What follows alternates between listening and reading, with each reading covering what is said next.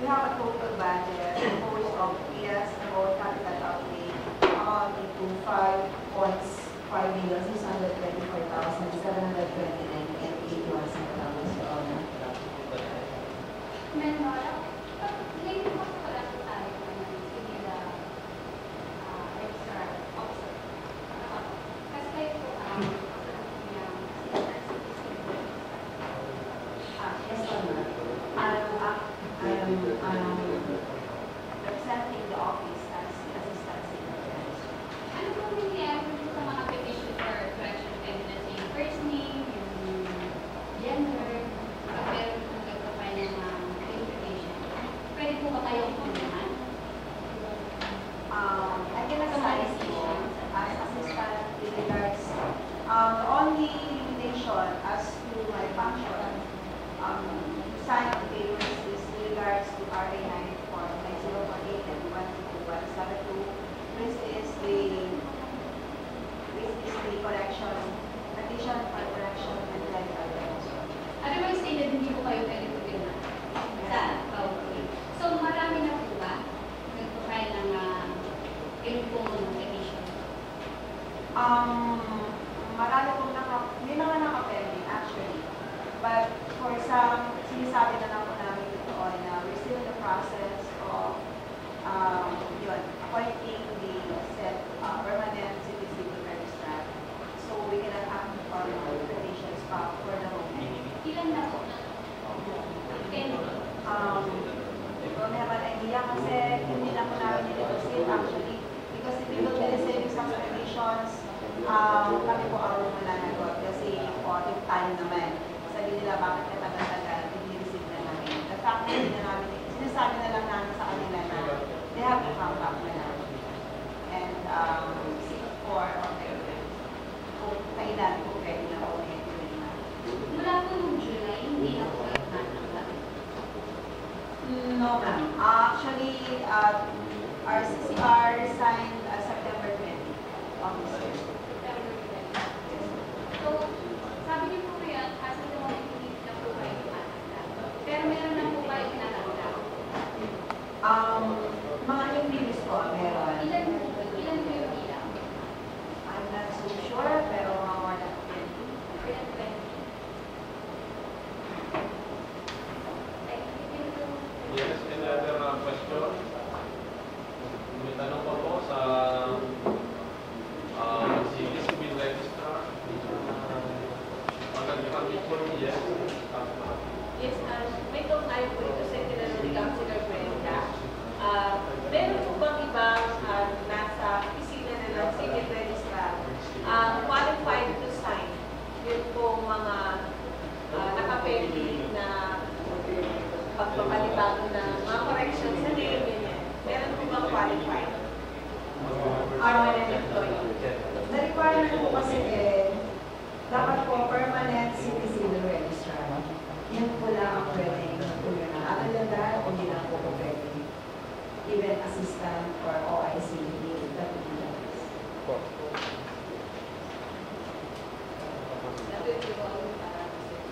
Yes, any other question? Kapag Chair, magkano po yung correction? Ito na binabayaran ng Pag po clerical lang, 12,000. And if yung change of name and for what change of birthday, date, and sex, yung RA 10172, 3,000 pesos po. Pero may considerations po kasi sa batas, sinabi 18 guidance naman, hindi naman po. Okay. So, wala na po tatanong. Okay, thank you very much po. Permit and licensing office. Good afternoon, Vice Mayor, Presiding Officer, yung mga councilors. Total budget po natin ay 8,672,499.20.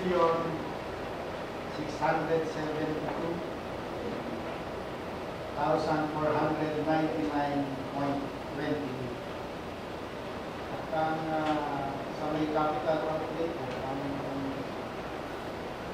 naglagay ho tayo dito ng yung motor vehicles. So nagkaroon mo ng increase from last year which is 6,315.55.84. So a difference of around 1.7 plus. So yun po ang pinaka-material na dagdag dito sa ating budget estimates na 2014. Dito sa object expenditures, halos pareho lang po at in fact, umaga pa ho dito sa current operating expenditures sa personal services. Ang total po noong ating personal services ay 5,307,499.28 sa ating 2014 estimates. At kung 2013 po ay 5,340,055 pesos, 0.84. So, mas mababa ho ngayon ng mga 40,000 pesos. Ang MO kung iyo natin, ang total ng budget estimates natin ng 2014 ay 1,505,000. Samantalang 2013 po ay 975,000. Ang increase po natin ay dito sa other supplies and expenses na ito po ay ating inilalaan sa yung plates po, yung business plates sapagkat meron po tayo more or less, actually hindi na less, hindi more than as expected po natin and counting 4,000 po na establishment. Ang present po na aming nasa record ay 3,700. Last year po is 3,500. So, ito pong aking pag-assume from August. This year, meron na po tayong increase ng 200 establishments. So, yun lamang po at mga highlights. Maraming salamat. Questions? Thank you, sir. So, walang tanong, sa supplemental budget, meron tayong binigay na pera for computerization. Ako, so it will be efficiency improvements. Meron din pinasa si Councilor Isaac, certified person by the University. Again, also to improve the collection. Kailangan ba natin yung pera o wala namang problema na sabay na? Pera for the computerization at the same time, DILG program at EXP. Maraming salamat po sa katanungan. Yun pong unahin ko yung sa DILG. Nagkaroon po tayo ng 2-day seminar. At ang trust po ng DILG seminar na ito ay ang simplification of the steps in securing the business permits.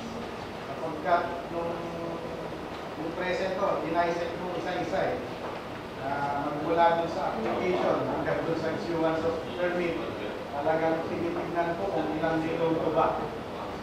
So, meron mo tayong, hindi ako nagkakamali, ay 14 steps. So, mahaba. Ay, actually, 21. Yun hindi ko kasali yung pagpunta mo sa application, dapat kumpleto na. So, ang trust ko ng DILG na agreement, gusto nilang i-propose na agreement ay yung actual, hindi actually dun sa software na gagamitin. So gusto ko lamang kong i-clarify at ito po yung actual. Ano ba? Ito ba tinignan mo talaga kung ano yung basis. Kasi nga po yung pag-notaryo na sinabi, anong basis kailangan pang notaryaso? Pwede na bang alsiyan? So yun po ang mga tanong doon. Napaka-specific. So binasa ko namin yung basis, as sworn statement of the facts stated. So, ang akin lang ang patanong doon, so pag-aaralan niya, kailangan bang notarized o sworn statement lang? Kapag ating yung mga buwate, may pagkakaiba rin naman yung sworn statement o notarized. Mas specific yung notarized documents sa sworn statement. So, para mailiit, ang trust po noon ay yung steps talaga. Hindi ho kasali yung ating software. So, dahil hindi pasali ang ating software doon, ay kailangan pa rin po natin yung ating budget na nilaan doon. Maraming salamat. Attorney Villaluz, doon po sa motor vehicle, may particular units po ba kayo na bibilhin at saka kung ilang units po? Yun lang. Ito pong motor vehicle, dalawang units po ang ating bibili. Doon sa particular brand o yung unit mismo ay hindi pa identified. Pero ang category po nito ay pinakategorize namin sa purpose. Kasi ang purpose ho nito ay lalabas ho ang ating either yung regular team na mag-inspect ng mga businesses o yung joint inspection team na ating binilibusan na makailan at naglilibot po. Kailangan po naman ito dahil nga napakahirap po yung tuwing lalabas magre-request ka at manghihiram. So, wala po pong particular na brand pero yung purpose po na ibigay at yung units po as much possible pumasok ang dalawang sasakyan sa ating budget na 1.7 million. Attorney, bilang hapon po, meron po tayong ordinansa na nag-oobliga sa lahat ng mga hospitals, mga drugstores, na mag-post po ng notice, nagsasabi po na ito, ang establishment na ito, ibigay kayo ng 20% discount sa, at saka yung 12% ang packaging sa mga senior citizens. Gusto ko po saan, kasi napasya lang mo na po yung mga concerned establishment pati na sa simple lang naman po yung notice, ganito lang po. Ang mahalaga lang po siguro ito ay maging isa po siyang speaker para ilalagay na lang po pwede po sa cashier area. Hihilingin po na sana ito ay mag-implement by 2014 and dahil sinasabi ko to, sa tingin niyo po ba kakailanganin po ng karagdagang pondo para po dito? Siguro kakailangan yun. Pero kung yung numbers ng establishment sa palagay ko, kung konti lamang naman, ilan lang naman ang hospital dito. And drugstores po. Yung drugstores, di ba na-categorize ba natin yung drugstores na ilan? Nasa 35 lang naman pala. So, baka hindi na ako kailanganin. Ayan na ako natin ihanap. Kung ganyan po, ay hindi na po ako magagawa ng motion para madagdagan po yung budget nila. So, may assurance po na ma-i-implement po itong ordinance. Magbibigay po ako ng copy sa inyong opisina. Salamat po. May assurance po. Salamat. Thank you. Ito po ay may kaugnayan naman dun sa halimbawa, yung mga applicants for pag-put up ng cell sites at nagpapaupa ng lupa. Sa proseso kasi, hinihingan natin na business permit ang mga nagpapaupa.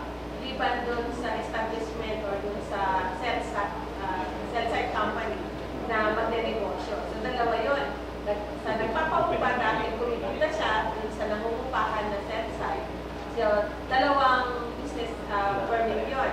Doon sa nagpapaupa at sa cell site. So, usapin lang sa palengke. Maraming nagpapaupa dyan na sasablis. So, paano ang treatment natin po sa ganong case ng subleasing sa loob ng palengke? Maraming salamat sa mga tanong po. Ang unang-una ko kasi sa subleasing, palagay ito nasa ordinary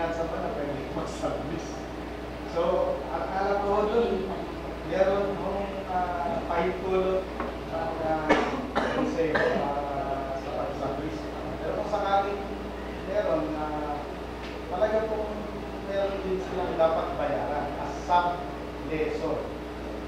Tulad din po ng ng lessor mismo. Okay, salamat po. Dahil bago po kayo din sa inyong posisyon, may gusto po akong isang bully, halimbawa, nakalusot na magpasablings ang isang establishmento. Umuupa sa siyudad ng Santiago ng 15,000 a month at nagpapasablings siya ng halagang 75,000 a month. Yun ba ay fair para sa ating siyudad? Ano po ba, yun po ba ay ipagpapatuloy yung mga kontratang napasukan ng LGU na ganoon? Kung sakaling may nakalusot,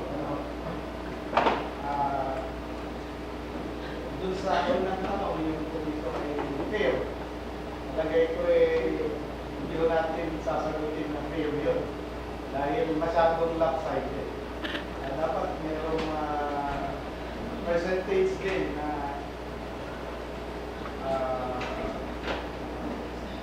sinusunod sa sublease. Kapagkat kung masyadong malaki, ang apektado naman doon yung lessor. Ang lessor ang ating lungsod. So, ang may mumungkahi ko una-una dapat walang makalusot sana at yung pagsasublease talagang dapat dumaan din sa konseho talaga. Sapagkat yun ang control ko. Kasi pag nandyan na yung business establishment at meron namang contract of lease, yun lang kasi ang mga requirements na kailangan sa pag-issue ng business license. So, yun lamang po at maraming salamat. Ano may nagsasurvey kayo ng establishment? Opo.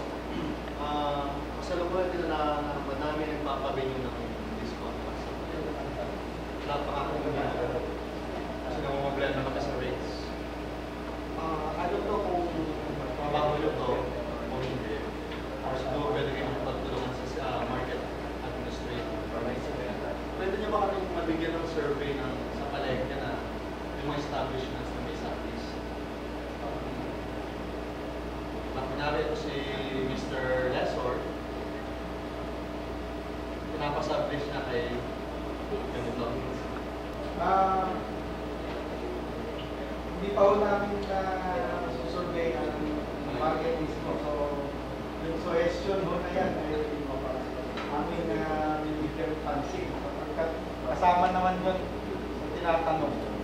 Kasama po. So, malalaman po natin at bibigay ko kami matapos na madaanan natin ang market. Upang malaman natin yung mga lesson na nagpapa-sublease. At malaman din natin kung sino yung subleasing upang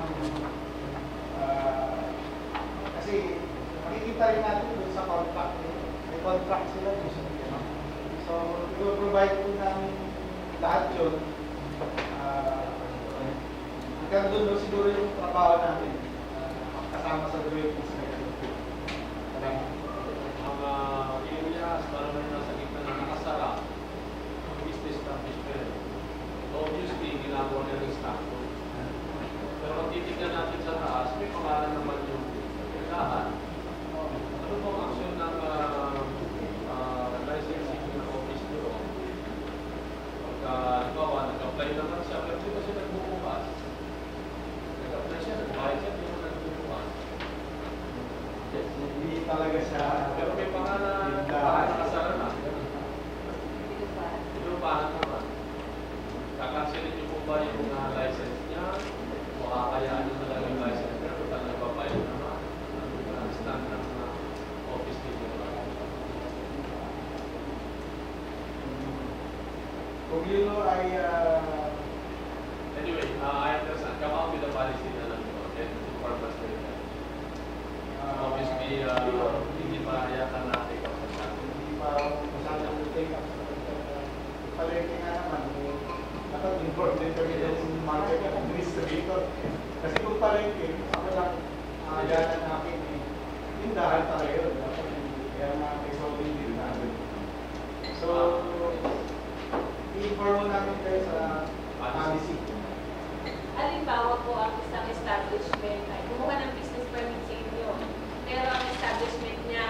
kayong na sidewalk?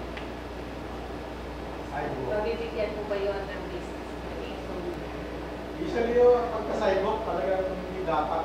At ang alam ko, hindi naman talaga nagbibigay ng permit doon, kundi yung ticket lang ang binibigay sa kanila. Sapagkat napakahirap po yun, in case of emergency, hindi dapat sila talaga. Tapang sila. Hindi. maganda din po siguro may ugnay tayo sa barangay officials natin. Kasi mukhang sa kanila ko kumukuha ng mga business permit. Nag-i-issue po sila ng mga barangay business permit, pero sa sidewalk naman po. Sidewalk siya, may kuryente siya, pero nasa sidewalk siya. Gululok ko na lang po sa inyo na may isa. Maraming salamat po at titignan mo namin yan sa madadaanan sa public market at coordination with the barangay officials sa yung market administrator. Maraming pong salamat. Alright. Comment.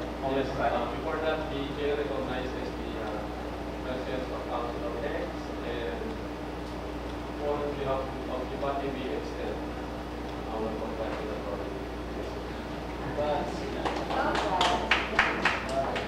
Pero wala pa ako record. Wala pa yata tayong parang. Off the record, Your Honor. For the first time in history, wala na nagkaroon ng bayaran.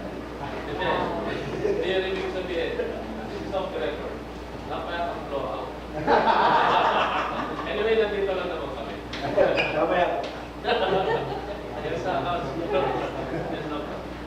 Yung sana naman po yung tukol na ako sa mga barangay officials, sabi barangay, meron mga ganun po mga insidente. Kung ako po yung barangay captain, yung aking mga nabutan na nasa mga sidewalk na mga experience, parang pinaano na lang po, pinalagpasa lang. Pero yung mga bago na nag-a-apply sa barangay, mukhang sa sidewalk ang kanilang pwesto, yun po ang nilang pinapayagan. Kasi sabi nga po yung sidewalk is not hours of man, kaya hindi pa pinapahintulutan. At sana nga po, kung sakali po sa palengke, po sakop ng sentro is halos yung palengke, kung may mag-apply po ng mga business clearance, sana po kung sa barangay yung pwesto nila kung po mag-apply. Kasi yung mga ibang barangay, nag-aagaw ng mga business clearance sa barangay sentro is kaya siyempre po, gusto nila ng kita sa barangay nila.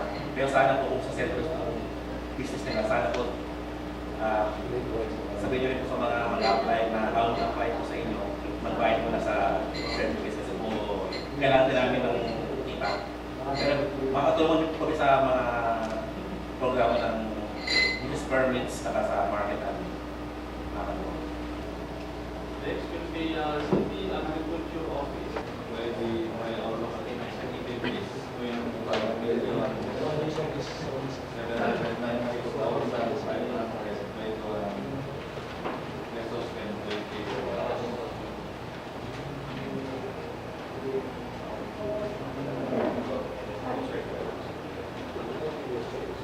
This translates to 17,771,521.20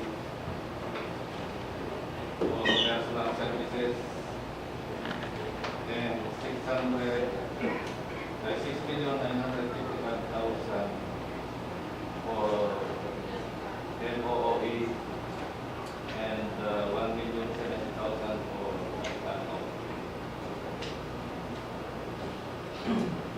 Yun po ang total budget na may tutuloy ba natin ang Santiago na still agricultural ang base natin ito?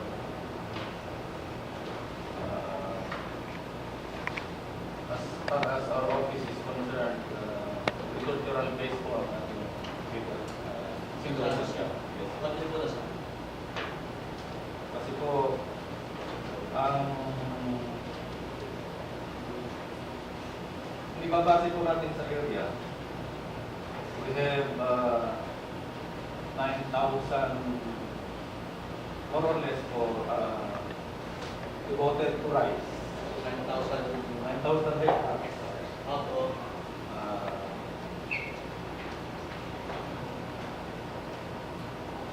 And sa Available po ay 800 hectares. With a total of around 7,000 farmers.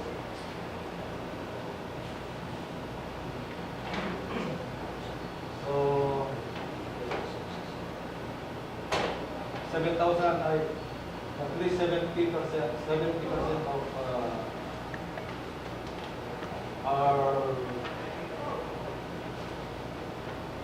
our constituents is represented by farmers. 70%. How accurate are they, and how recent are these figures, or was this just a rough estimate from previous surveys being conducted? And if I may also ask, among these 70% of farmers, what type of farmers are they? Are these people farmers who own the land that they till? Are they subsistent farmers? Or are they like farmers who work or release their services during special periods of time? How many employees are under the office of the city agriculture? Based on the personal services, because it's here in the lump sum, it doesn't really say.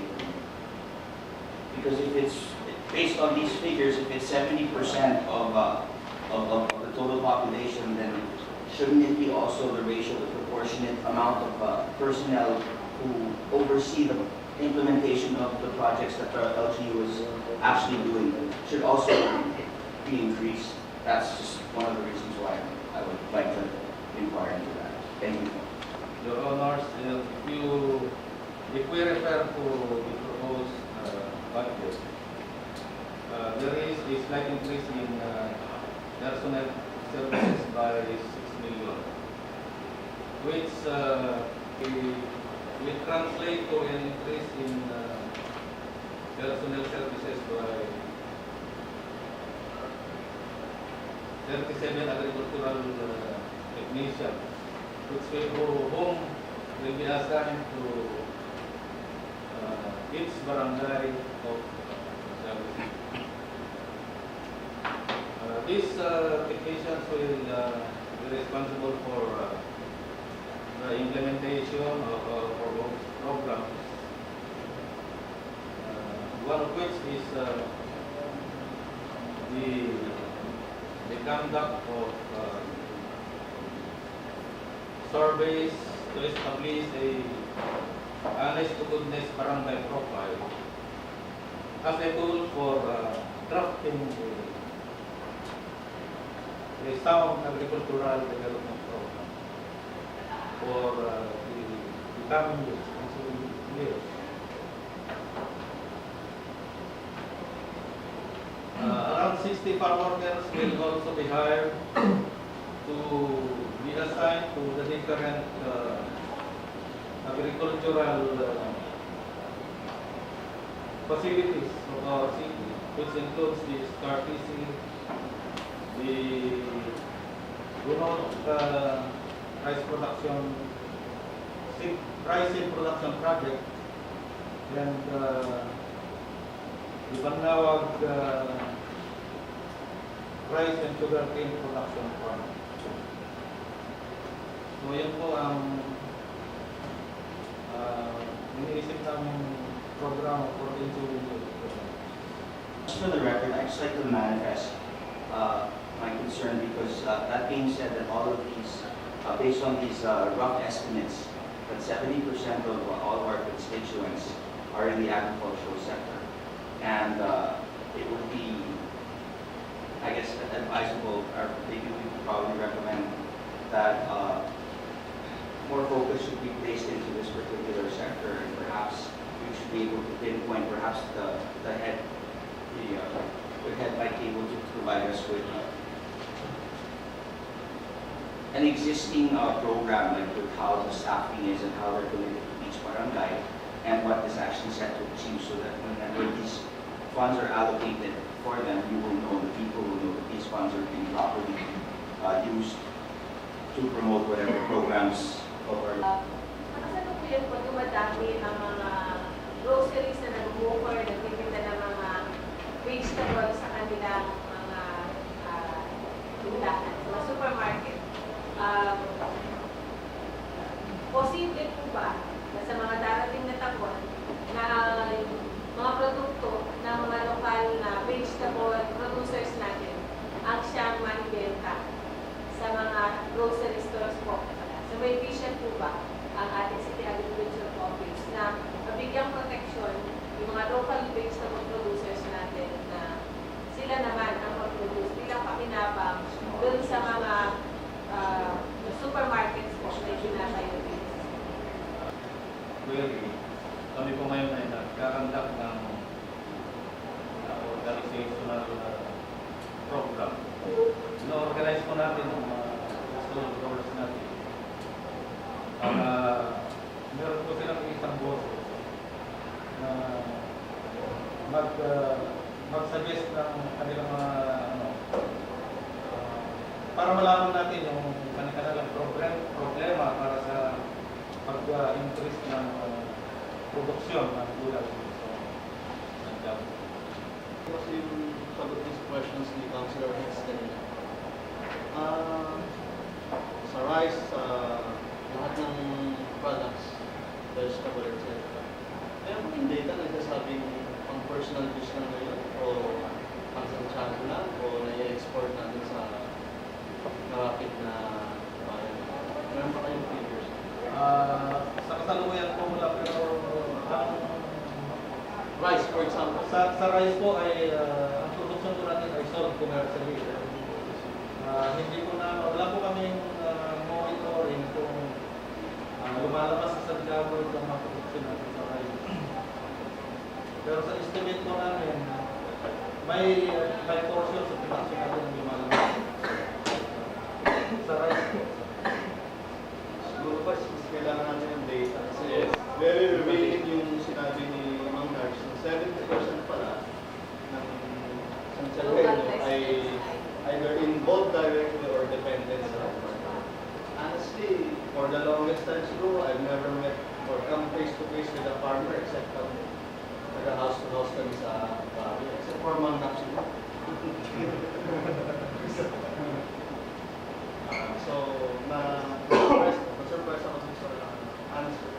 And, ang tagal na natin ini-ignore yung agricultural sector, considering 70%. So, sabihin po kasi ng data, hindi na hard to come from the City Planning and Development Office kasi sila ang constantly into community-based management system, into gathering data. Sila po yung nag-upgrade na dapat sila nagsusupply ng information sa bawat opisina para na ma-validate po yung halimbawa nila ng report. Then, Your Honor, that we invite the City Planning and Development Officer to join us in our deliberation so they can give the details na tinatanong po.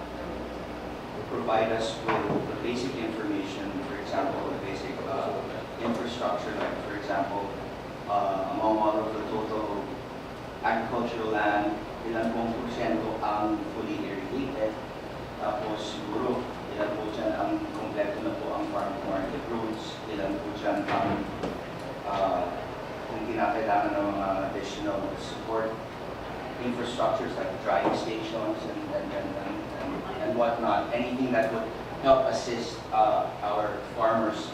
Hindi na ipantay na lang po natin sa fertilizer, lalo na sa pesticides kasi sa ibang lugar, sa gusto maganda yung produkto, masyado pa nakakonsume lang ng pesticide ko. Monitoring that, Your Honor, pero so far wala pa po reported cases ng practice. Nabanggit niyo po kanina, sir, na magkakaroon tayo ng 37 agri-technician. Kaya po ba 37? Kasi 37 ang barangays po natin. Yes ma'am, pero Kasi ang tanong ko po, paano po yung mga barangay na wala naman po mga palayan, like Centro East, Centro West, Centro Norte? Bakit po natin sila lalagyan ng agri-technician? ang plano po kasi namin na hindi lang po sa barangay ang introduction ng agriculture. Lang po po tayo ng programa sa urban gardening.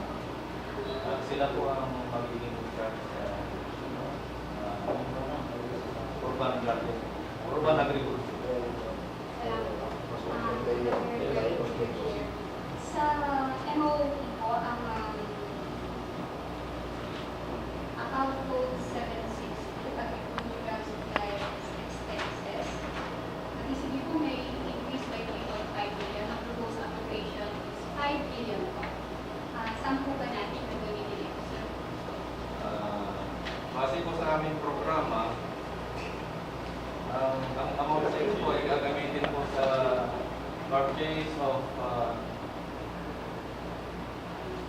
hybrid rice seeds. Another is inbred rice seeds. At Again po, hybrid, ano yung isa? inbred. Inbred. Inbred. At magagamit din po kami pa rito sa pagpili po ng vegetable seeds. Pwede po ba humingi ang kahit sino po saan siya pwede mula po sa inyong opisina kung gusto po niya magkaroon ng garden o vegetable garden sa kanyang bakuran? Pwede po ba? Basta po meron prior request para titingnan po muna namin kung saan nila natin kung ilang kailangan nilang mga seedlings sa tatanong. Dole out po ba ito pero may nabanit po kayo o subsidized po? Vegetable seeds. Subsidized po. So, may counterpart po yung constituent po natin na hihingi ng vegetable seeds na ilalagay po niya sa kanyang bakuran. Kung commercial po yung purpose nila, kinakailangan. Hindi po commercial, para lang family consumption po. For family consumption po, libre po. Libre po. Pero malinaw lang po. Kasi kayo po ay nagpupromote na magkaroon po tayo ng vegetable garden sa mga bakuran natin. Tama po ba? Yes, ma'am. Ay 300,000. Saan po natin gagawin yun, sir? Ito pong amount nito ay gagamitin po sa livelihood program po ng RIC natin. Sa mga activities po ng Rural Improvement Club.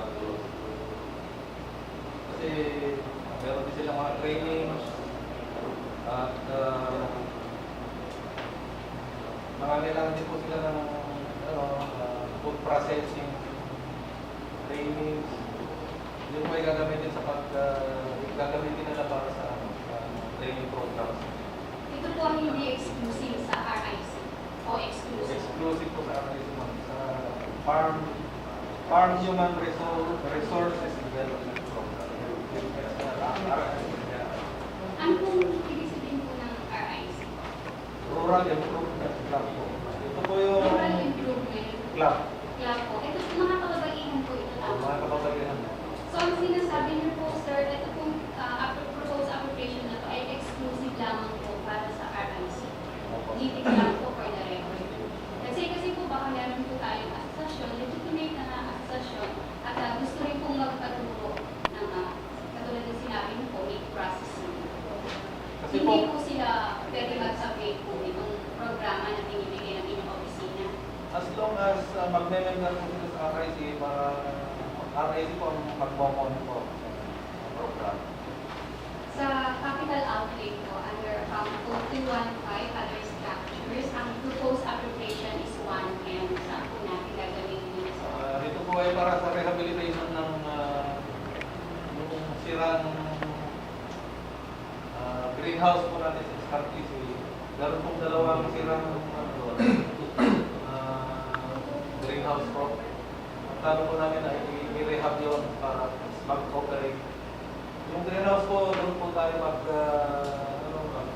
magpo-propagate ng seedlings kasi doon po sa loob ng ng greenhouse, control po ang temperature. Mag-provide po tayo ng water system doon para pag binuksan natin, automatic naman i-deliver yung mga seedlings. Sa kasalukuyan po, ano po ang status po ng greenhouse? Operational po ba o hindi po? Non-operational po. Kaya, Kaya, it will require 1M po para ma-rehab ang dalawang greenhouse. I think that will be enough. 500,000 each. Thank you, Mr. Chair. kung babasahin po natin yung dito sa vegetable seed subsidy, parang on my part, on my opinion, masyado po kayong focus sa vegetable lamang po. Hindi po ba pwedeng dagdagan po natin vegetable and fruit seed subsidy? Lalo po bakit po fruit? Sapagkat tayo ang hawak po natin kung hindi pa po ng health and sanitation. Bakit hindi po pwede tayong magbigay ng mga seeds na kung saan makatulong po sa pag-promote po ng mga vitamin C para po sa ating mga kababayan sa Santiago. Nang sa gayon po, alam niyo naman po yung increasing numbers ng ating mga sakit, chikungunya virus, yung mga kaso. Bakit po hindi po tayo makapagbigay ng mga fruit seeds? Ewan po kung sa ngayon po, kung kabilang po sa inyong plano yung pagbibigay ko ng mga ganun. Pwede po ba natin may isama rin sa plano ninyo yung mga good effects ng mga citrus fruits na ito sa pagpapalaganap po ng vitamin C as parang pag-promote po ng immune system ng bawat Santiagueño? Para agriculturist point of view po kasi ang base natin vegetables natin po vitamin C also kasi karamihan po ng vegetables natin mayroong vitamin C. Pero we will consider your proposal, sir. Dito po ba sa mga vegetables mo na ito, ano po yung mga vegetable seeds na ibibigay po natin? Sapagkat sa pagkakaroon po ng inyong ikot, meron po tayong 10 herbal medicinal plants na mababasa po sa public health nurse. Na kung saan mabasahin po natin isa-isa yung mga 10 herbal medical plants po na ito, which includes, meron rin po mga vegetables dito. Makatulong po sa pag-treat or makatulong din po sa pang-araw-araw na pagkain ng bawat Santiagueño. Thank you po sa suggestion ninyo. We will consider your suggestion. Sa babalik lang po sana tayo kasi marami na po. Tatanong ko lang po sana, meron na po ba tayong comprehensive soil analysis po sa mga farmlands po natin?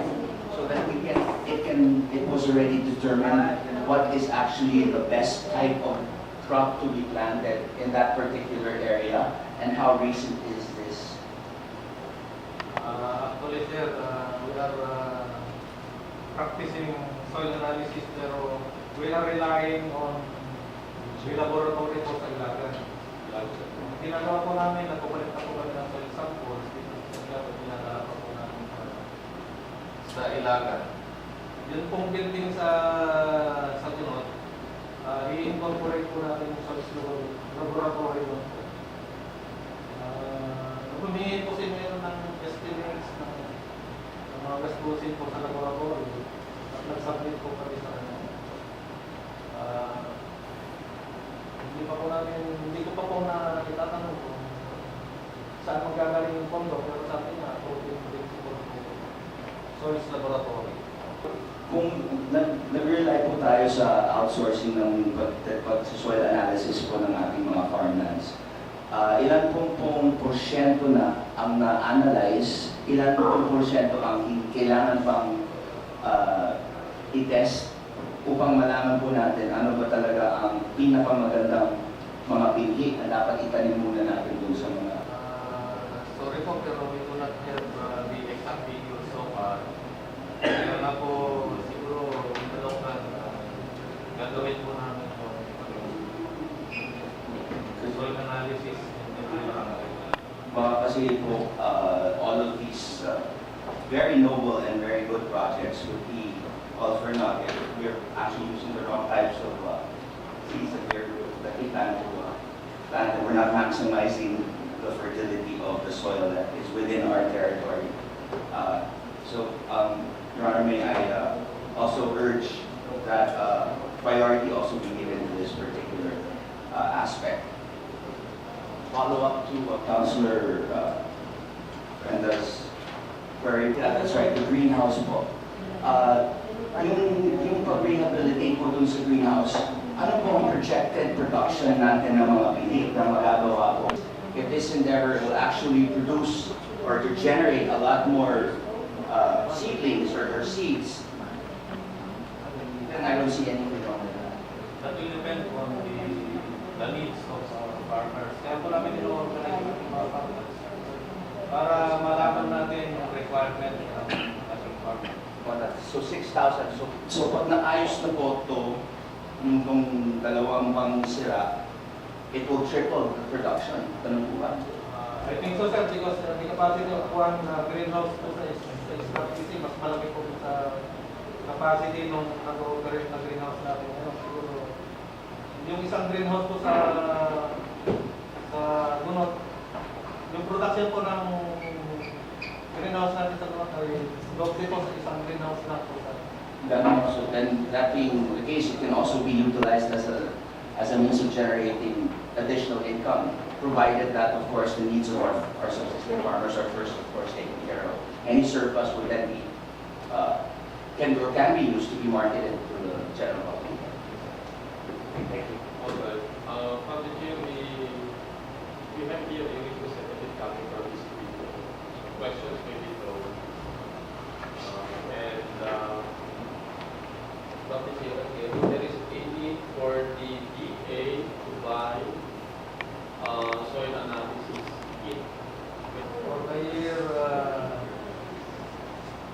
first semester of 2012, 2013, may mga remittances po tayo na 1,446 first harvest po sa 121,000 po. 121K. 1 po 1. From 2012 to 2013. Second harvest po, meron tayong 22,000 rice production. There was a decrease because of the some rice. Kailan po ito? 22K po. Ano po yung pili? First, second cropping po. Ng 2013 po.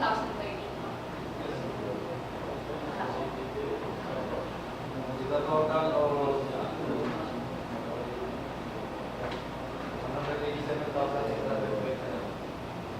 187. Parang 187. Saan po ito narinig sa sir? Sa gulot po. Gulot po. Di ba? Saan po ito pong income mula po sa inyong pong opisina, saan po dinadala? Was related to the price. Pwede po siguro sagutin niyo yung mga budget. Saan po namin makikita yung pong sinasabi po niya dito? Your Honor, for 2012, it was not indicated the year in detail. It's a statement of receipts. Actually, for 2012, yun pong loan ng receipts, other income ng receipts, doon po sa other income ng receipts, nakalagay po doon yung income natin dito. And meron pa po tayo isang kinukuhanan, although hindi po masasabing kita, pero may pumapasok pong pera. Yun pong pagpapahiram natin ng mga mga tractors po. Hindi actually siya ganun kalaking kita, pero may balik po. Kasi po, yung pag may nangihiram po ng mga tractor, may gas po yun, may konti tayong gastos, pero meron pong binabayaran sila, pero pwede ko po may bigay sa inyo yung rate. Ang gusto ko lang po malaman kung saan siya pumupunta. So okay na po ako na malaman na dun sa other income and slash receipts po sila po napupunta. And Mr. Chair, I believe ang isa po sa miyembro ng Global Finance Committee, Treasurer, tama po ba? Kasi ngayon lang po maalala, yung pong ama kong issue, insured po yun. Gusto ko, hindi ko ako sigurado kung masasagot kung si Ma'am Budget ay masasagot. 24 million po yata. Tama po ba ang Opo, 24 million. natanggap na po ba na si government po yan? Insurance proceeds? Hindi pa po. Nagbibigay po ko ng kanilang update, tanong po sa GXO, ano pong update. Pero from time to time po kasi nakatanong po si Mr. Rico Magong. Sabi kung magre-report ka nga kasi lagi kang nakamit kay Abutina, hindi naman yung sinasabi ko yung status ng claim natin. Kaya po na-advise ko po si Mr. Ricobajo na i-update si Mayor kasi natapon naman. Thank you po kayo next time. Thank you, Ma'am Chair. Thank you. So, may tanong pa po? Wala na? Thank you very much. Alright, yes, Honorable the Vice Mayor and energetic members of the council, magandang hapon po sa akin lahat. For my proposed budget on the personal services, my office asks 3.554 million. My MOOE is 1.283 million. And my capital outlay is 10,000 pesos. Your Honors, actually there are no salient changes in my budget as compared to last year. Although under MOOE, my drugs and medicines expenses, which is the highest in my budget proposal, is 800,000 pesos, Your Honor. okay, Ma'am Chair, the PAs, personal services, amounts to 3,554,724 million pesos. So the grand total of your office's budget is 4,847,750 pesos. Yes, Your Honor. So your PAs accounts for 73.32% of your total budget. Yes, Your Honor. Considering the fact that you are under, well, your office works with the market enterprise sector.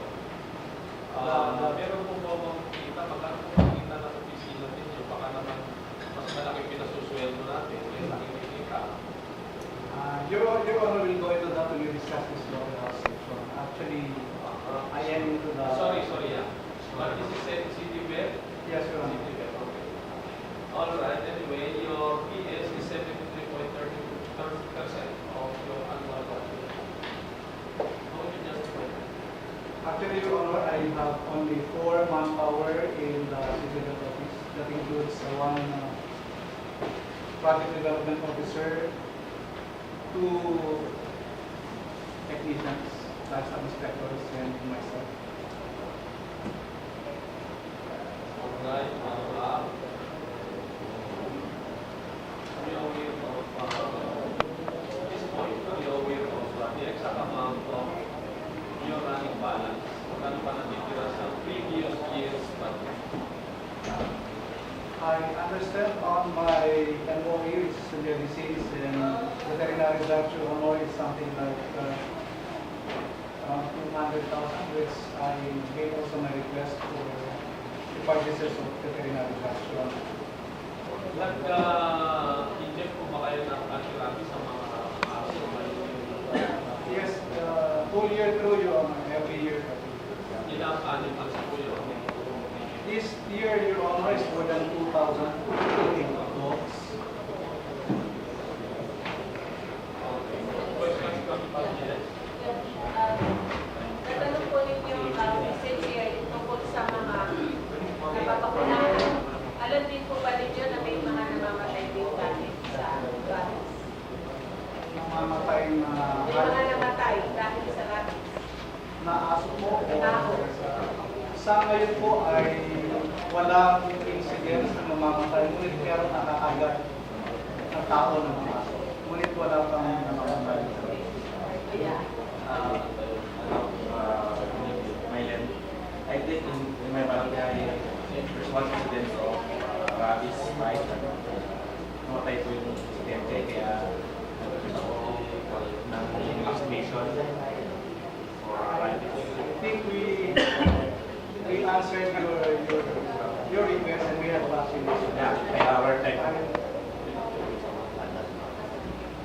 Kasi po, it will be very unfortunate na meron tayong bakuna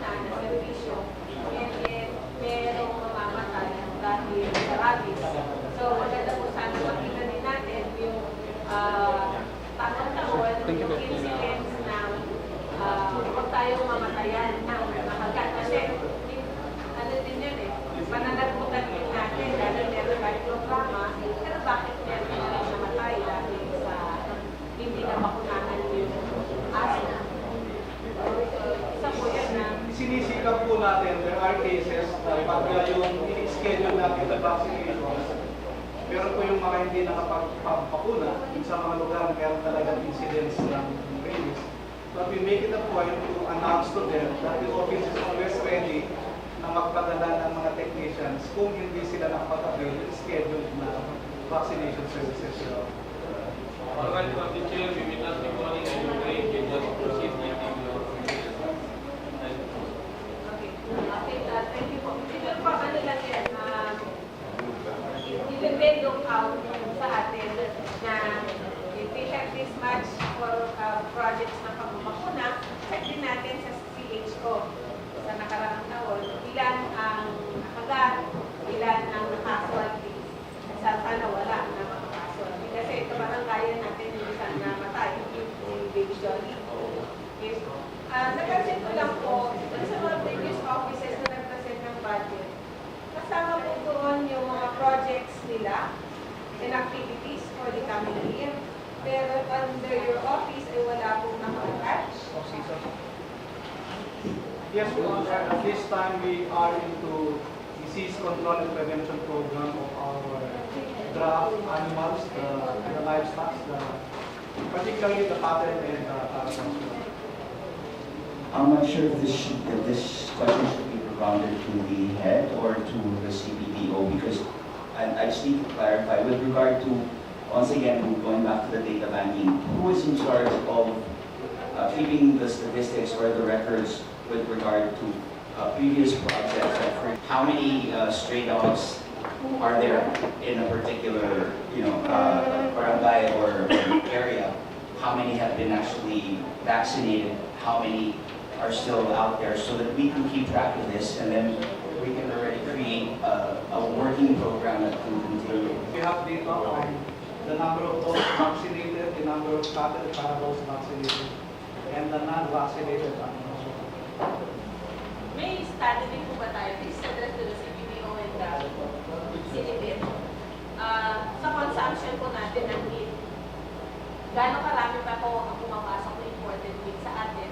At paano ito nakaka-apekto sa local producers po natin ng mga local hog raisers po natin?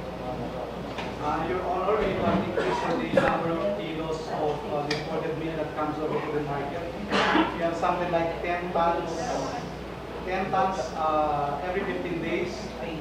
And at the moment ay nagkukulang ang supply ng ating mga pork sa market because we still get hogs from other municipalities around us. Mr. Chair, paano mo monitor yung process, yung imported? Alam po natin yung schedule nila, meron po tayong close-out or like meat inspectors, lumarating po ng alas 4 o alas 5. Alam po nila na kailangan i-submit nila for inspection sa amin sapagkat pag hindi nila sila submit ay nako-confiscate yung kanilang mga imported meats. Nais ko lang pong tanongin sa inyo. Anong office po ba yung in charge sa mga paghuhuli po ng mga state animals? Kapagkat sa last week, na-experience ko kasi na habang bumabargay ko ng mga Padivisoria, bigla na lang po meron kalabaw na nasa gitna.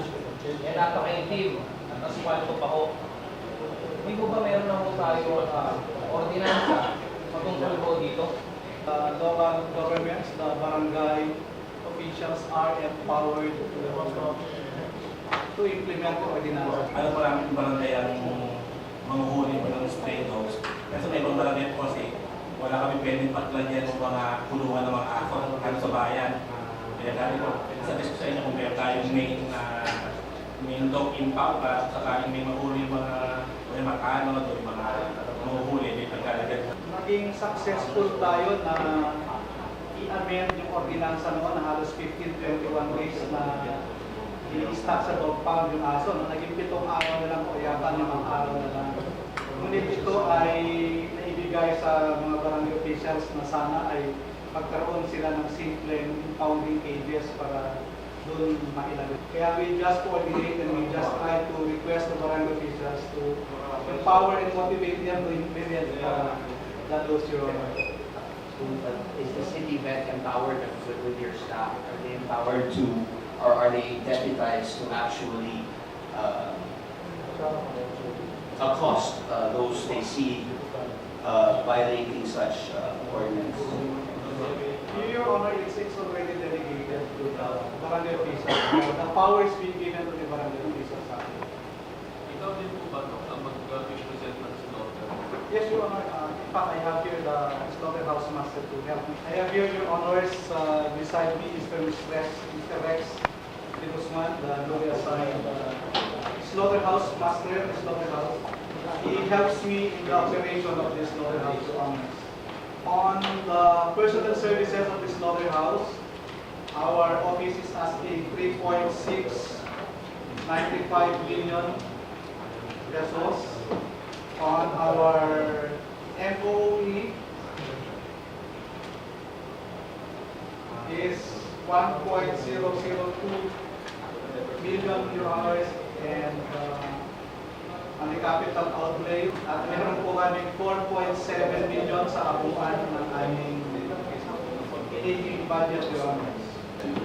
That there was a dire need for a generator with regard to one of the slaughterhouses because of constant power outages, and that would detrimentally affect at least the quality of the meat that's being slaughtered there, because they are not able to properly store it or refrigerate it for long periods of time. So I would just like to ask the doctor if there was an allocation to that for the purchase of that particular piece of equipment. And Our slaughterhouse is actually 12 or 13 years old at the moment. And kailangan talaga ng upgrading ng ating slaughterhouse.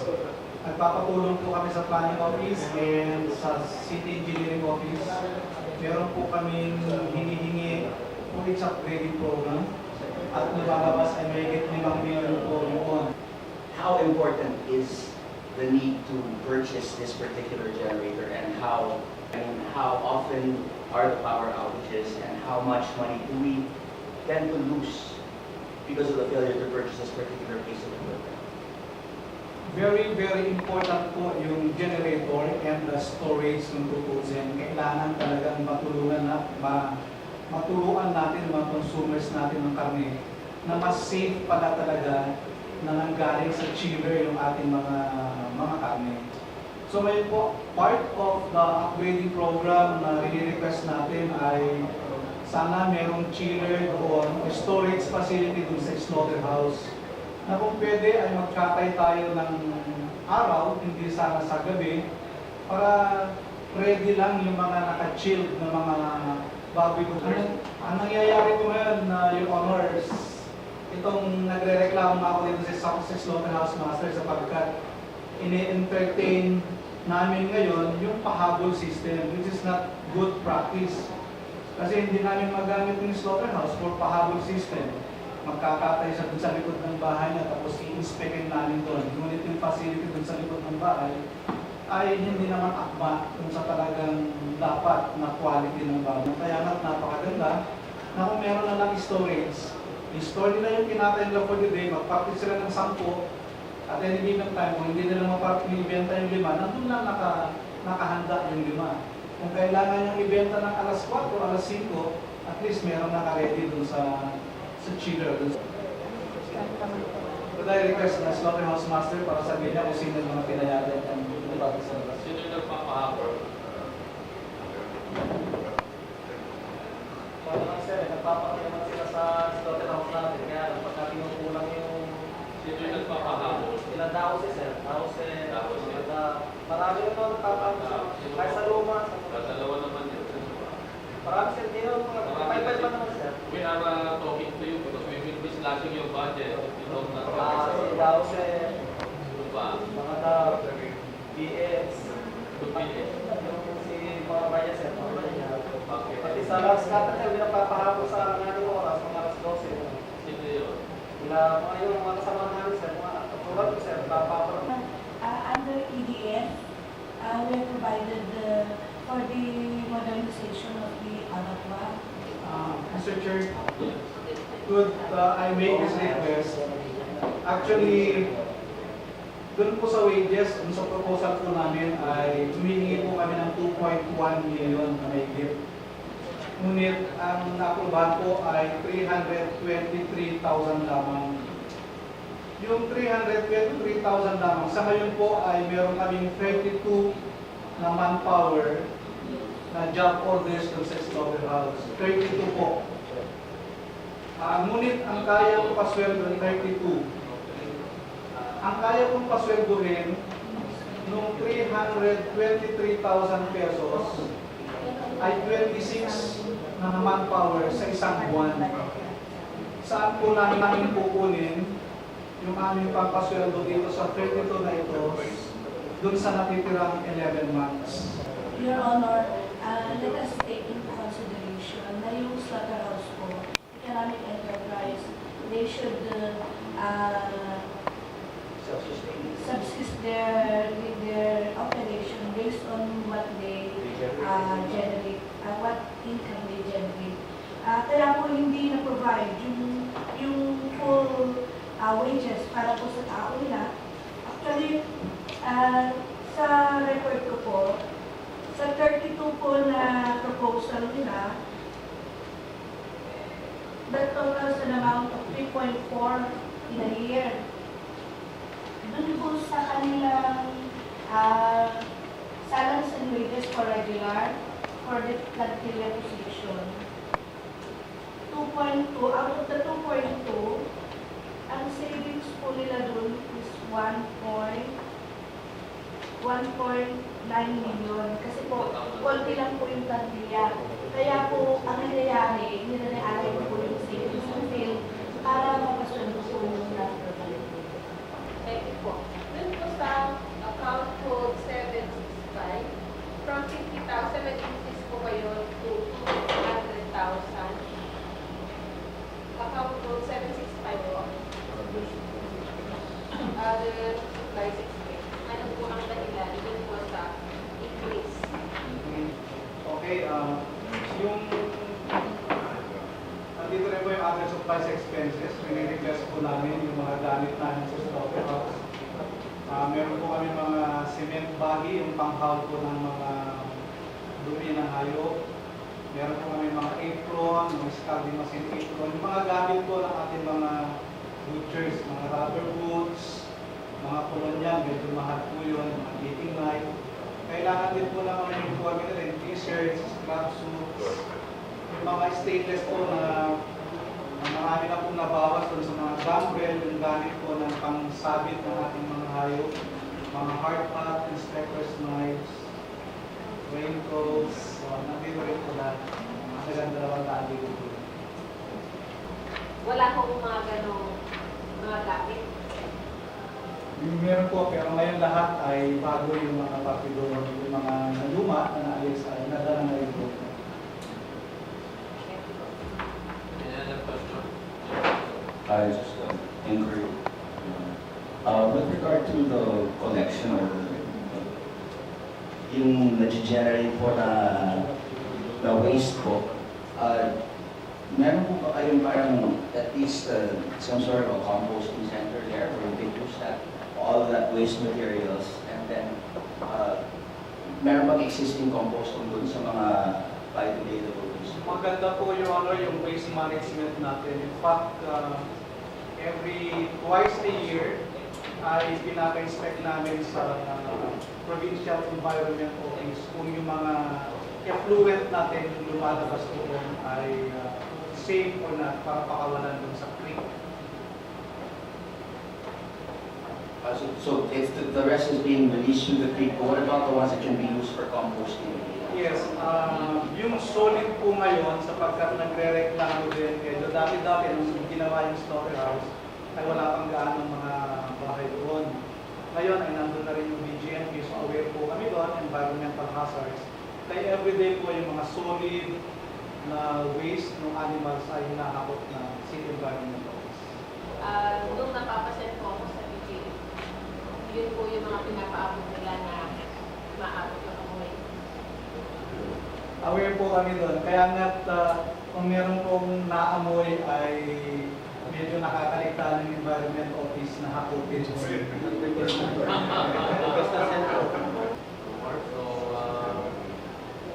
pero naman na po yung EDF, ano? We'll try 5 million na para sumugat kasi. Outside SK, para ng SK, you just, magkano budget mo? That's it. That's paid. So,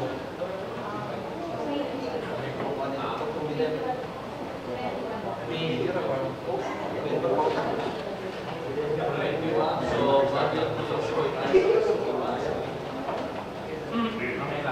hindi natin alam kung ano mangyayari sa SK. Anyway, we will leave the budget. We will take up the budget as we found it. And if there are questions, can I hope there will be none?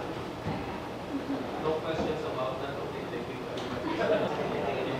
Here is the proposed budget for 2014. Under personal services, I have here 32,130,128 pesos and 32 centavos. Under MOE, I have here 9,425,000 pesos. Under capital outlay, I have here 14,300,000 pesos with a total of 5,855,128 pesos and 10 centavos. I'm not sure if it's indicated under, I don't know where the implementation of the solid waste management plan, the 10-year plan, is that's I believe that's continuing an ongoing funded program. Yes, Your Honor. Just for the record, may I please know what is the current status of that 10-year plan? Maybe there would be, we need to revisit that. And in addition, may I also inquire as to the number of personnel that have been dedicated to the collection or the management of our solid waste, as well as the equipments necessary, and in addition to that also, has there been an allocation for hazard pay for these particular individuals? Regarding the 10-year plan, Your Honor, actually our 10-year plan was already expired this 2013. Then we are already under the renewal on the wax. We are finished already the wax. What we got the solid waste statistics. Then regarding the personnel, under solid waste personnel, I have here 34 utility workers and 12 drivers, Your Honor. And as of now, I have only 9 mini dump trucks and 1 compactor functional. 9 mini dump trucks. So 9 out of previous, those are the ones in working condition. The one is with Mercury, Your Honor. Actually, the 5 mini dump truck was purchased 2004, April 1st, under former Mayor Elvin Miranda. Supposedly it should be junk. That's why I am here in my capital outlay for equipment. This is for the collection of our solid waste. What about with regard to, well, maybe that should be discussed on a different. What about because we've been conducting committee hearings with regard to our environmental code, and we came across certain, I guess, let's say, irregularities wherein with regard to the disposal of our health and hazardous waste amongst hospitals here in Santiago.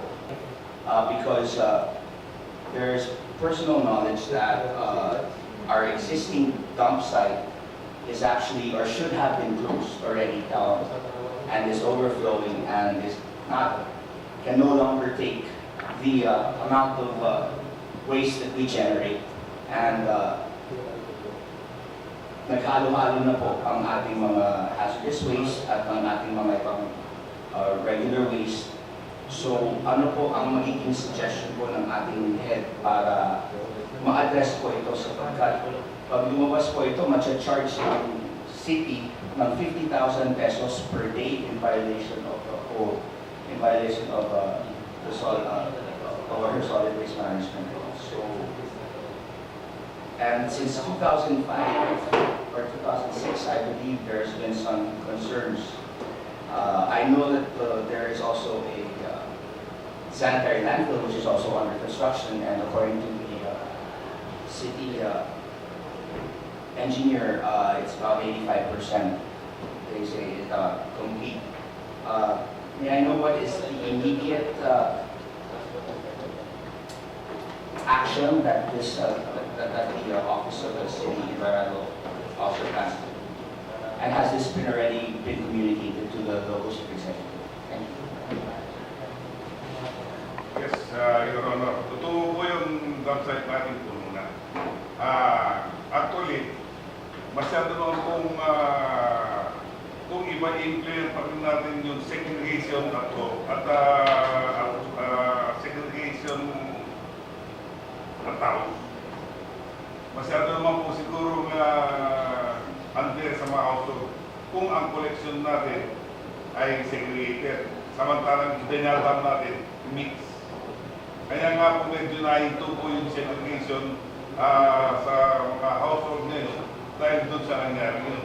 Actually, Your Honor, hindi lang po siguro 4 times o 4 years na ako nag-request, naglalagay ng equipment dito sa capital outlay ng backhoe to cover our old dump site.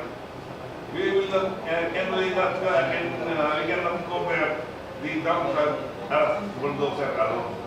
Of course, we have dapat meron kong backhoe. Unluckily, hindi po ako nabigyan ng backhoe. Kaya ang dump site po natin dyan. Regarding naman po sa healthcare waste, meron po tayong pinasama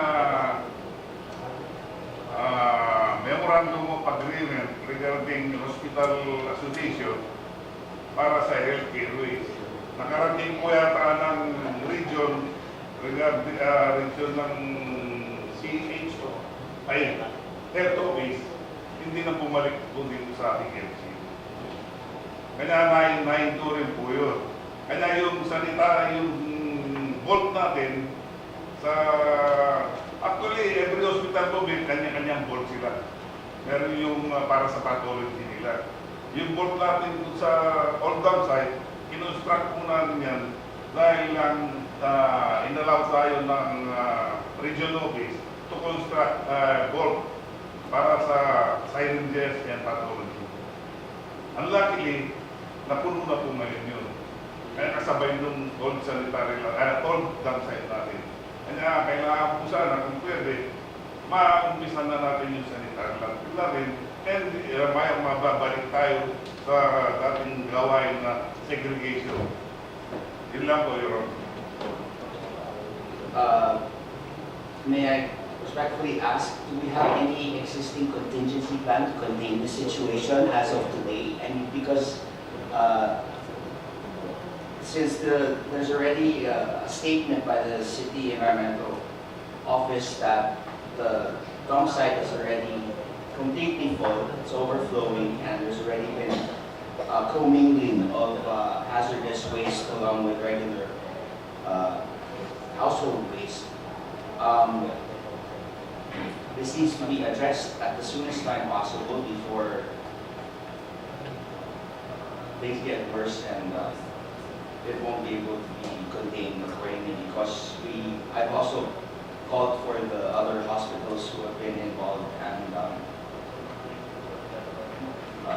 as I also mentioned, I haven't gone public with regard to this yet, because we're still collecting the appropriate information, but we have, there is a clear and significant danger, health danger, as well as environmental danger that we are facing, and that needs to be addressed immediately. So we need to formulate a contingency plan. Where can we start dumping our garbage for the meantime? Like, do we have surrounding, perhaps we should try and contract it out or outsource it for the meantime until at least this sanitary landfill is finally constructed and we can continue. But I would strongly recommend that we immediately cease and desist any further dumping at our existing website. Thank you. Alright, from the chair, ang concern kasi ni Council of Reps, yung mga tinatapong ng kiringkilya, surgical case, lahat na galing sa ospital. No? Kasama na rin yung mga toxic waste sila. Ngayon, sa isang committee meeting, merong mga nakita na nakakalat ng puso. Dangerous yung mga yun. So, we need you to address that immediately with serious concern. This is not the first time that we will see each other. We've been needing many things from us. So address that, because that will be the first one na tatanungin namin sa susunod na pagkikita or as soon as the need may arise. Yes, sir. Do something about it and tell us what we need. Written report must be konti na para to satisfy us. So we will know what legislation should be done. And si Madam Budget, gusto ko rin tanongin, kailangan yung ano ng basura o karagdagang basura. Saan nung papasok nun? Sa equipment o sa motor vehicle? Yung nire-request po ni Engineer. Actually, dun po sa LG set na 7 million. Yun kung hindi nabibili doon na worth, hindi ko sure kung magkakam or 5 million. Para po talaga sa special equipment mo na gamit ng sentro doon po sa dam site yun. Iba po kasi yung equipment, hindi po po yung ordinary na alam na po ni Mayor yung dinidiscuss po namin. Nasabi ko po kay Mayor na yung naiiwan po kondo, unimplemented ng mga programs at saka mga bibilihan under 70 million po. Meron pa po kondo. Meron pa na dito. Opo, andun pa po. Hindi pa po nabibili yung para sa sentro. Ito 200,000 na doon for ano po ito? Sa sakyan ko. Motor siguro. Motorcycle, for supervisor. Ilang piraso to? Dalawa po yun. Itong construction and heavy equipment. Andiyan po yun tayong mga truck. Tsaka bako po yata. Di ba pa po yun sa pinanggit? Ang bako kung binanggit kayo yung mga budget, para po doon sa sanitary land Ito naman po yun. sa ibang Sa sanitary landfill lang po naka-detail dapat. sige po. Ito 1 million na office building. Yun sa Dario Gilbol, kung matandaan niyo po, sinulog na satellite office namin doon. Sabihin ko na believe. No, sa Pasir. Kami na siya. Pero, Alright. Sa PS, ilan mo lahat ang projected number ng personnel ng sentro? meron po akong 74 na regular. Regular. Opo. At saka meron po akong 100, napag-post ko po rito, 115 na utility workers, 12 typers and 1 heavy equipment. Operator. 150, 115. 115. Yung po bang ilalim ng plastic pero tayo yung pang-protective parang Yung liner po. Yes, liner. Kung makakakuha po tayo ng claim, i-claim na po natin siguro yun para opo. At saka ang trabaho po niya, kailangan continuous compaction lang po siya. Hindi napapabayaan yung compaction. Okay.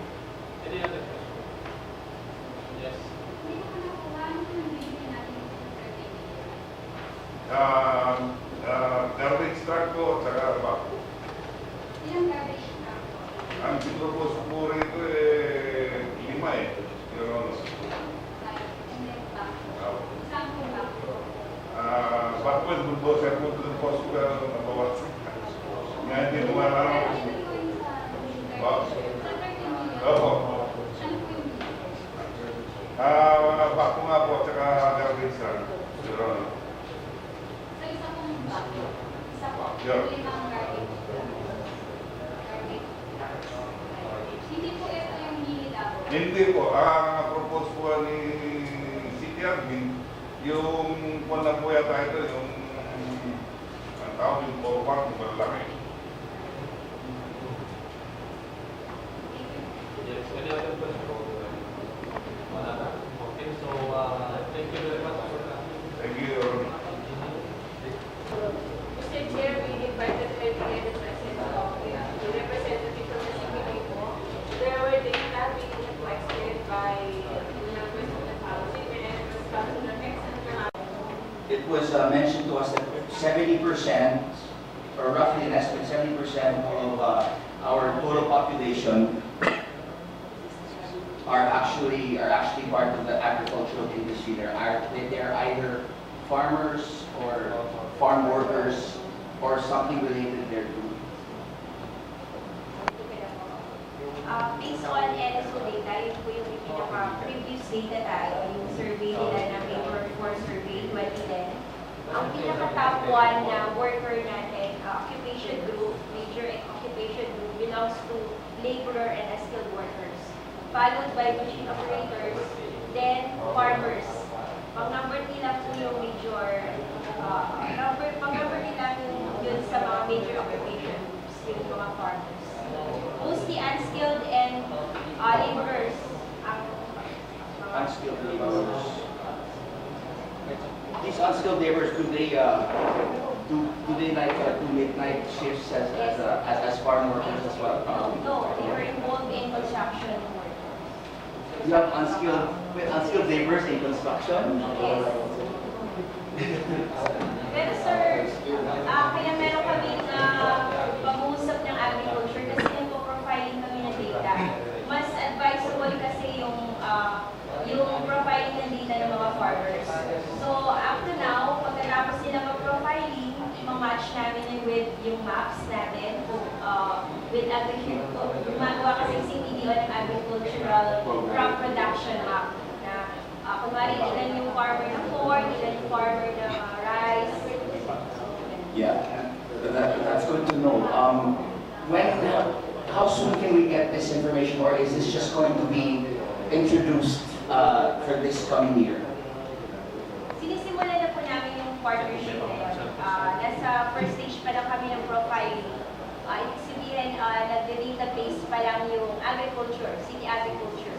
Actually, ganun yung magiging problema namin as well as with other departments. Kunwari sa City Veterinary Office kanina, gusto namin makakuha ng raw data with regards to meat consumption and meat production para i-compute yung total city gross domestic product.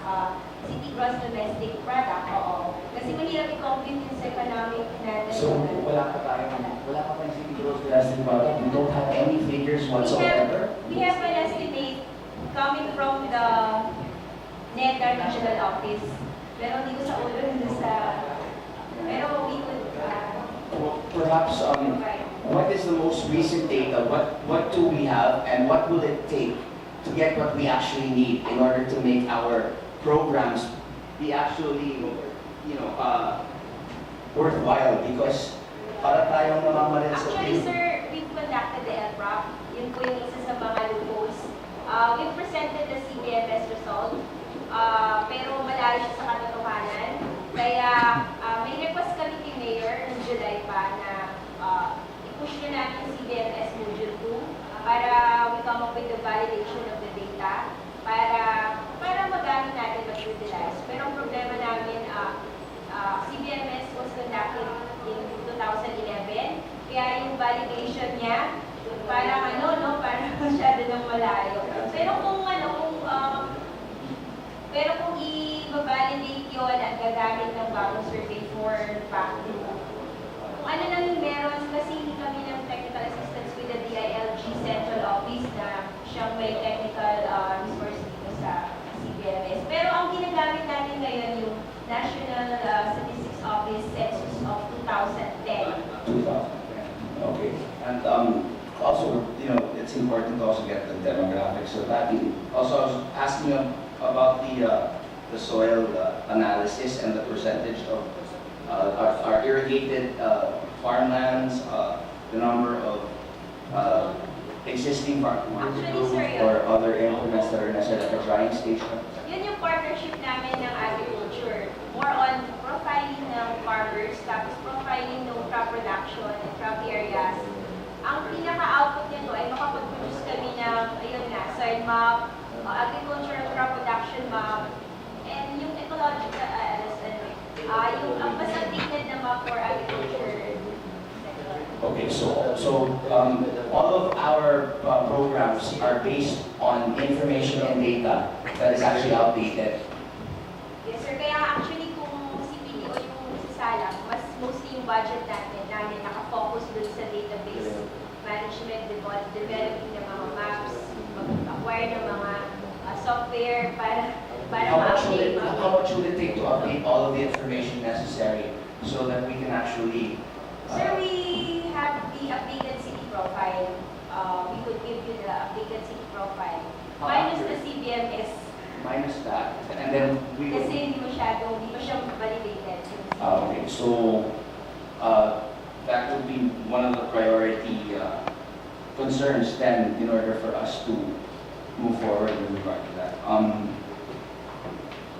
How long do you think it will take to update all of our data banking sources in order for us to...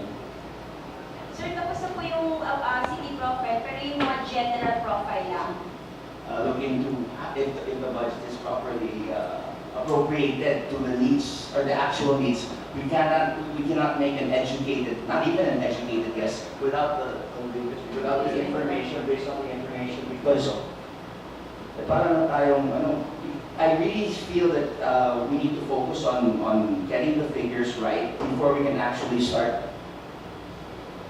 creating programs that will be beneficial to the city. So again, can we get like if this proposal that you are proposing right now, that the CPDO is proposing to the Office of the Mayor, will that be enough or sufficient to get all of the data within the next 6 months? That's the question here. So. Yes, sir. I think so. Kasi profiling will... And then we can take your word for it, because you're gonna you're really gonna be put on the spot here. Sir, I think we could utilize yung existing city profile. Siguro tingnan muna po natin yung nagawa namin city profile. Kasi we've utilized the NSO data. So baka pwedeng from there, pwede natin tingnan. Tapos kung may kulang, yun ang gawin namin action plan namin na pagsimulan. Okay, thank you. Formal request to the CPDO and JB director all the survey that they have available. Latest data na. Even if your latest is 2004, that's the latest. So the city profile, lahat ng Data. mabibigyan mo kami by tomorrow since you said it's already available. Kahit so, copy lang, email na lang. So